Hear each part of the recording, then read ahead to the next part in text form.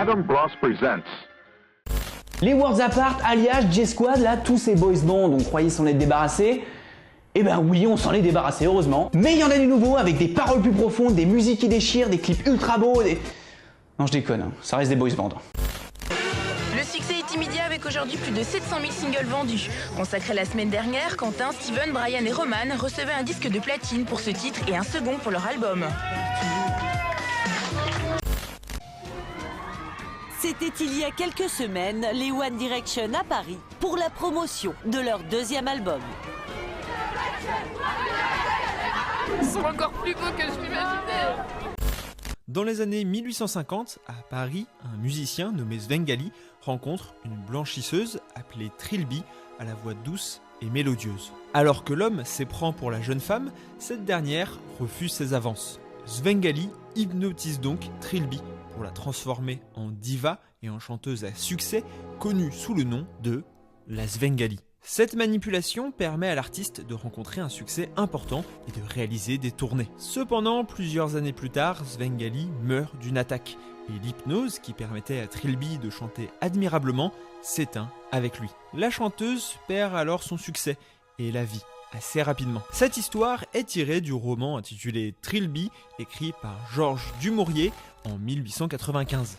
Il est utilisé comme accroche par Maria Saunders dans son article consacré aux boys band. En effet, tout comme la Svengali, ces groupes de musique, composés de jeunes hommes attirants, sont souvent pointés du doigt, moqués, voire décriés pour la manipulation qu'ils exerceraient sur leur audience, voire sur les intentions des producteurs qui en seraient à l'origine. Mais alors, pourquoi tout le monde déteste les boys bands ? Donc l'objectif, ça va être de comprendre un peu ce qu'il y a derrière cette haine des boys bands, pourquoi tout le monde déteste les boys bands, hormis évidemment les fans de ces derniers. On va même élargir, vous verrez sur la conclusion, restez bien jusqu'au bout, sur la place de la manipulation dans la musique populaire. Et comme d'habitude, si vous voulez soutenir le travail, rien de mieux qu'un pouce bleu, qu'un abonnement, n'hésitez pas, un partage et à mettre en commentaire votre avis. Je vous propose dans un premier temps de voir l'histoire des boys bands et de leur création à nos jours, puis de voir les différentes caractéristiques qui les définissent. Enfin, on conclura comme souvent sur le traitement médiatique qui leur est réservé et quelles problématiques plus globales cela soulève. Le Cambridge English Dictionary donne une définition assez sommaire et incomplète du boys band, comme un groupe de musique pop composé de jeunes hommes qui chantent et qui dansent. Vous verrez, c'est évidemment un peu plus complexe et poussé que ça. Il n'y a alors pas vraiment de premier boys band à proprement parler. Le terme n'apparaît qu'assez tardivement, donc beaucoup sont considérés comme tels de manière rétrospective. C'est le cas des Barbershop Quartet, des groupes de 4 chanteurs a cappella particulièrement populaires au début du XXe siècle. Chaque membre avait un rôle vocal très défini et indépendant, avec un ténor, un lead, un barytone et un basse. Il est assez peu probable que vous connaissiez le nom de ces groupes, même les plus connus, mais je suis sûr que vous en avez forcément déjà aperçu, que ce soit dans des vieux films ou encore à Disneyland, qui propose des performances régulières de ces groupes. Mais si les Barbershop colle en effet à la définition sommaire du boys band, il est difficile de vraiment leur attribuer ce terme. Pour le coup, le débat a plus lieu sur les Beatles dans les années 60. J'avais fait de nombreux mécontents en commentaire la dernière fois que je les avais rangés dans cette catégorie. Et pour cause, il s'agit d'un groupe de rock, pas initié par un label ou un producteur, et surtout, ils écrivent leurs chansons et jouent des instruments. Pour autant, je fais partie de ceux qui considèrent les Beatles comme les pionniers du genre, bien plus pour ce qui a entouré leur succès que pour leur production musicale, que ce soit au niveau de la réaction des fans ou encore la fameuse Beatlemania qui a vu tous les objets du quotidien se transformer à leur effigie. Difficile de complètement les écarter de l'équation. L'autre groupe auquel on accole parfois le terme boys band n'est autre que les Jackson 5. Le groupe constitué des 5 frères Jackson, à savoir Jackie, Tito, Jermaine, Marlon et Michael. Cette fois, c'est vraiment le fait que chaque membre du groupe chante et danse, ce qui est une convention du genre, en comparaison à un groupe plus classique où seul un ou deux artistes chantent et le reste joue simplement des instruments. De même, la démarche à l'origine du groupe et son ambition commerciale permettent de faire le rapprochement entre le phénomène que l'on connaît aujourd'hui et le groupe original de Michael Jackson. Par contre, Encore une fois, les Jackson 5 n'ont jamais été qualifiés de boys band pour la simple et bonne raison que le terme apparaît seulement dans les années 80, donc bien après l'explosion médiatique du groupe. Parce que c'est vraiment à cette période que le genre connaît un essor particulièrement important. À cette époque, des groupes comme New Kids on the Block font leur apparition et vont vraiment définir le genre. Il est composé de 5 jeunes garçons et a été formé par Maurice Starr, déjà à l'origine d'un autre boys band à succès appelé New Edition. D'ailleurs, pour l'anecdote, Mark Wahlberg a failli faire partie du boys band, ça lui a même été proposé mais il a finalement décliné la proposition. Par contre, c'est son frère qui en fait partie. Vinrent ensuite une ribambelle d'autres groupes du même genre, fleurant parfois avec le R&B. Dans les plus connus, on a les Backstreet Boys, qui sont devenus une forme de mème, que l'on peut retrouver à la fin du film This Is the End, ou encore dans une scène désormais culte de Brooklyn Nine-Nine. My fire, Number 2, keep it going. the one desire.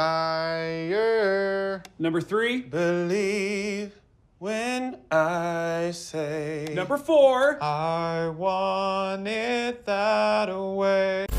Et c'est vraiment à ce moment qu'on découvre ces boys bands composés de jeunes chanteurs préfabriqués et peu impliqués dans le processus artistique de chansons, souvent à l'eau de rose, à destination d'un public féminin. Avec les années 2000, le concept semble un peu s'essouffler, alors que les premiers groupes connaissent une chute de popularité. On peut cependant noter les Jonas Brothers. Certes, ils jouent d'un instrument et leur musique est plus pop-rock que la moyenne, mais la manière dont ils sont marketés, notamment par Disney, va les faire entrer dans le moule. A noter qu'ils existaient avant leur arrivée dans l'univers de la souris, mais que c'est une apparition dans un épisode d'Hannah Montana diffusé juste avant la première d'High School Musical 2 qui leur offre un coup de projecteur majeur pour leur carrière. Bon, et bien sûr, comment ne pas mentionner One Direction, sûrement le boys band le plus populaire encore aujourd'hui. Il coche vraiment toutes les cases, à savoir que le groupe découle de la volonté de producteurs de faire un assemblage de jeunes chanteurs dans la tendance. La séquence où les jurés d'X Factor décident de créer le groupe résume parfaitement cette démarche.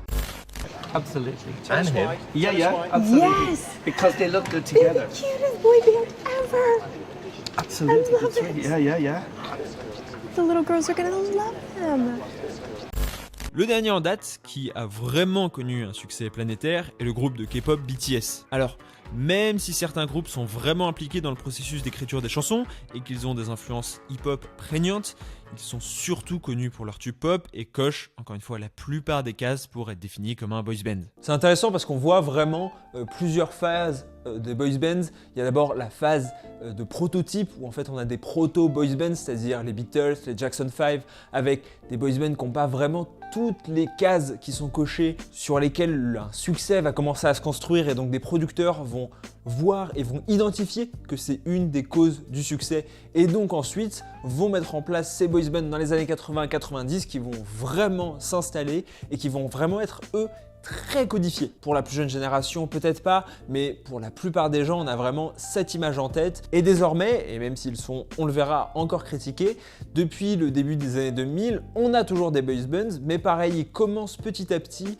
à se détacher du genre, des normes et des codes qui ont été établis dans les années 80-90, et on se retrouve avec des One Direction, avec des BTS, avec des Jonas Brothers. Donc on peut dire qu'effectivement, on a vraiment passé l'âge d'or des boys bands, son apogée, et que je ne dirais pas que le phénomène est mort aujourd'hui, mais disons qu'il est en très grand déclin et s'il n'y avait pas BTS actuellement, j'avoue que j'aurais du mal à citer un boys band très populaire. Ce qui est intéressant de noter, c'est donc qu'en dehors des aspects quasiment techniques et musicaux, il existe d'autres caractéristiques sur lesquelles vont s'appuyer les contempteurs. Une des premières raisons évoquées lorsque l'on parle de la détestation des boys bands, c'est les fans, et notamment sous le nom des groupies. Alors, c'est une idée antérieure au boys band qui est plutôt apparue avec le rock, c'était le cas pour Elvis Presley par exemple. Ainsi, dès 1969, un article, le magazine Rolling Stone, intitulé Groupies and Other Girls, revenait sur le phénomène. On assiste alors à l'émergence d'une rhétorique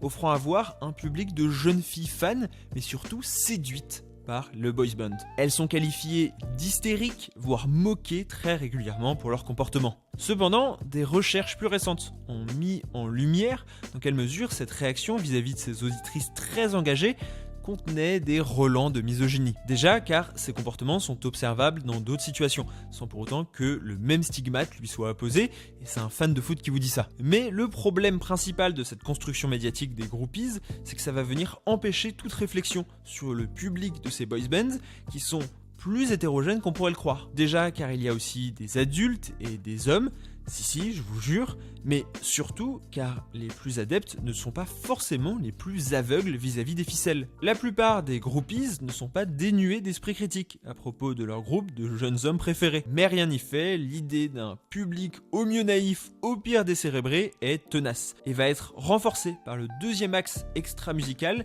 qui va définir cette détestation des boys bands, le marketing. En effet, les boys bands vont profiter de leur communauté extrêmement engagée pour leur vendre tout un tas de produits. Un article journalistique publié l'année dernière revient en détail sur le succès de BTS dans le domaine du marketing. Effectivement, le groupe a su mettre à profit son catalogue de propriété intellectuelle avec des CD souvent vendus sous forme de coffrets au prix bien supérieur à la moyenne, de livres, de bandes dessinées, de documentaires, de jeux mobiles ou de DVD. On avait déjà eu ça avec les Beatles ou encore les One Direction qui possèdent tous les deux des produits dérivés des plus étonnants. Parmi ces derniers, on peut trouver des bracelets fermeture éclair, des brosses à dents, du vernis, voire même du parfum. Après, les plus forts dans le domaine restent vraiment BTS, qui ont carrément mis en place ce qui est appelé le Bangtan Universe, qui est une franchise transmédia dans un univers créé par le groupe, que ne renierait pas Kevin Feige avec son MCU. Et c'est intéressant, par exemple, pour Heidi Samyam, c'est avant tout l'aspect marketing qui va définir les boys bands,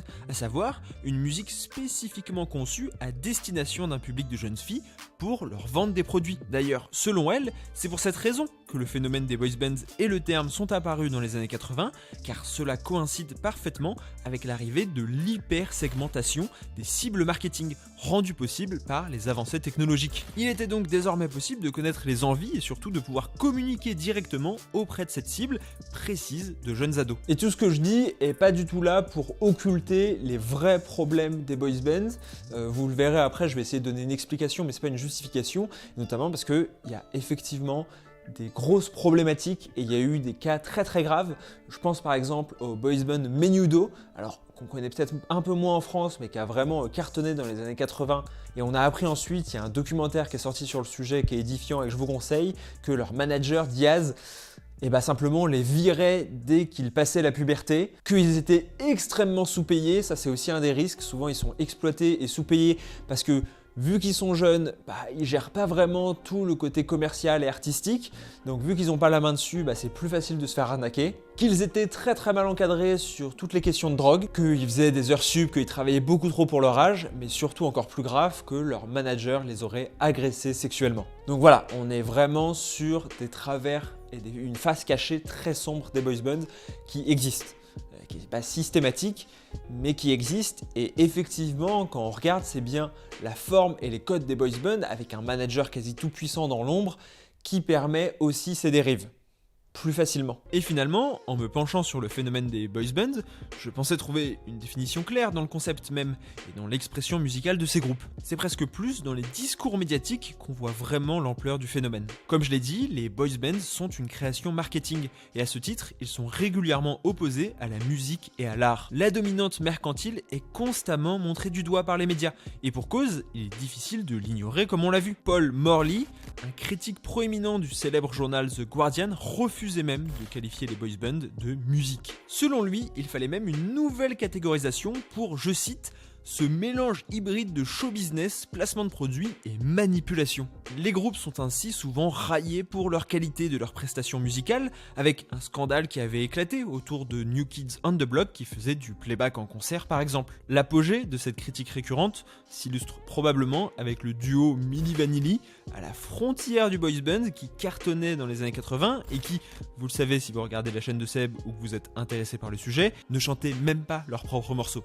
En studio, tout le discours médiatique va être sous une forme de défiance, de remise en question constante de la légitimité artistique des boys bands, voire de leur dénigrement. On peut considérer ça logique ou injuste, mais c'est indéniable. Ainsi, dans son article sur le sujet, le chercheur Marc Defette souligne qu'ils sont le fruit de ces paroles des médias qui s'articulent constamment autour de 4 discours. La jeunesse, l'exploitation, le genre et le fandom. 4 caractéristiques qu'on a essayé d'aborder ici. C'est tellement frappant qu'Annie Lyons a mené une recherche pour comparer les articles à propos des boys bands à ceux pour des groupes de musique plus traditionnels. Le constat est sans appel, le sujet de l'âge y est évoqué 2 fois plus souvent, la sexualisation est 4 fois supérieure et le thème de l'innocence y est abordé 20 fois plus souvent. De même vis-à-vis des fans qui sont mentionnés en des termes bien plus négatifs que la moyenne. Et l'article de Marc Defette, il est vachement intéressant parce qu'il va même consacrer toute une partie au groupe, notamment au groupe Facebook, parce que l'article date un petit peu,